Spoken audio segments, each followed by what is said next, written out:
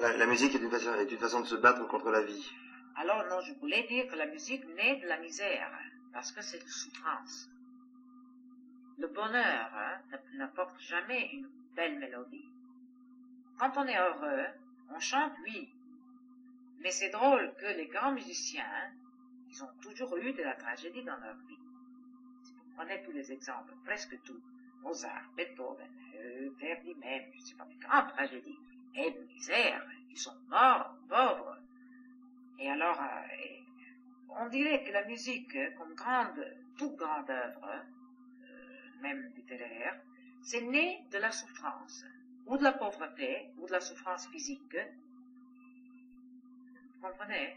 Le luxe est très important parce qu'il faut le luxe pour donner à manger aux pauvres, parce que les pauvres travaillent pour 1000 choses, parce on attaque toujours aujourd'hui, le luxe doit partir. Mais pourquoi ça doit partir?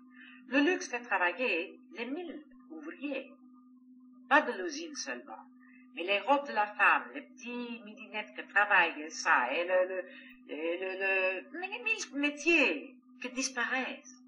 Pourquoi on va attaquer le luxe? Moi, je ne suis pas partisan pour le luxe, parce que, comme voulez-vous, au fond, on vieillit, c'est à un certain moment que le luxe, c'est superflu. Mais on ne doit pas combattre pour...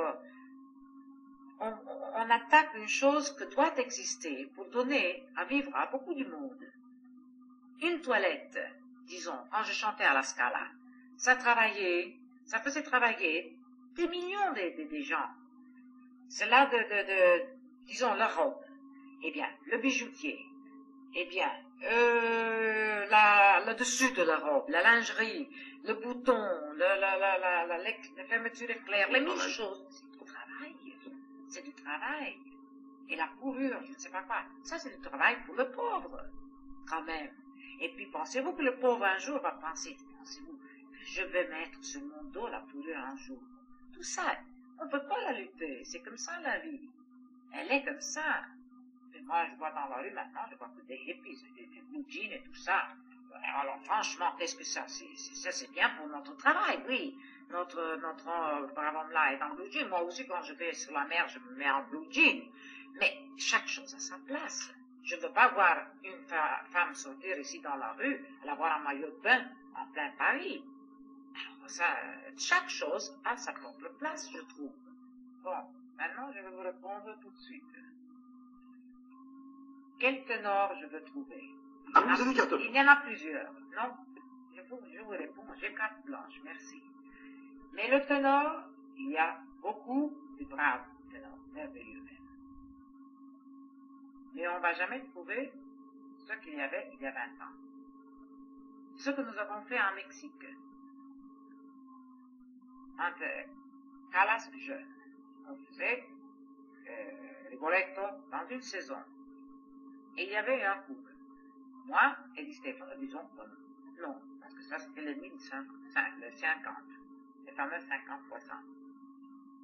Nous avons monté, sans grande mise en scène, Rigoletto, Traviata,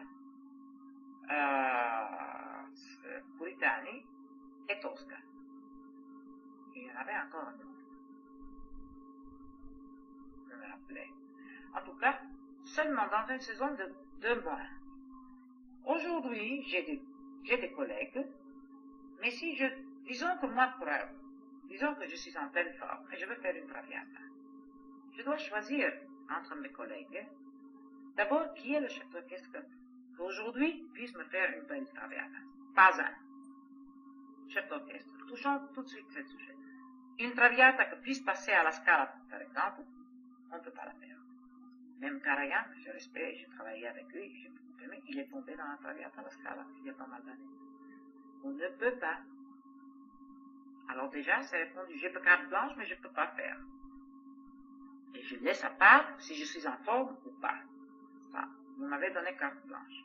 Je vous ai répondu très honnêtement, je ne pourrais pas. Et c'est pas question de mise en scène. Ça, c'est question de qualité. Je n'ai pas un chef d'orchestre pour traviata. On m'a dit, enfin je me suis laissé dire je pourrais, Giulini, oui. Mais il non plus, il ne fait plus de spectacle. Il ne joue plus d'opéra. Je me suis laissé dire, Maria Callas, que vous aimeriez bien monter vers terre, c'est vrai? Je j'aimerais monter beaucoup de spectacles. Mais alors, il faut avoir les collègues, il faut aller parmi les jeunes.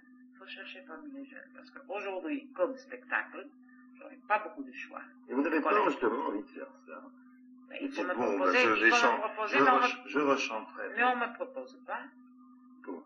Ah ben, on ne me propose pas. C'est exactement comme ça. Il n'y a pas quelqu'un dans le monde qui pourrait avoir l'idée de se dire, mais voilà, j'ai envie de confier une saison lyrique à Maria Callas, et pas forcément à Maria Callas chanteuse, qu'elle cherche des gens, qu'elle les amène, qu'elle monte une distribution, qu'elle fasse éventuellement la mise en scène. Non. Personne n'est bon. Non, je fais partie d'une élite, disons, que je casse les pieds aux gens. Parce que c'est une machine qui roule trop commodement, trop bien. On se fait des compliments, on se jette des fleurs et c'est tout. Moi, je ne jette pas des fleurs, là. Je dis les choses comme elles sont. Et alors, je ne fais plus partie de cette cercle. Il y a un, oui, comme un cadre, qui puisse, et encore de rares admirateurs qui disent, les cartes blanches, il ne peut pas. Parce que il faut beaucoup d'argent, il faut choisir et tout ça. Mais les autres, non. Ils ne disent pas. Je ne fais pas partie de Gracie, par exemple. Je ne suis plus de cette partie-là. Que je ne jette pas des fleurs. Vous dites comme ça en français, non? Je ne fais pas des compliments. Je dis ça, lui ou celle-là n'est pas pour ce rôle-là. Ce directeur d'orchestre ne doit pas faire ça. Et je dis la vérité, ça, la vérité, vous savez, j'aime beaucoup les gens. Vous vous sentez rejeté du monde de la musique? Absolument. C'est pas que je sens, je vous dis les choses comme elles sont. C'est pas que je me sens rejeté. C'est la réalité des choses. Moi, j'avoue que Lieberman même m'a jamais demandé quoi que ce soit.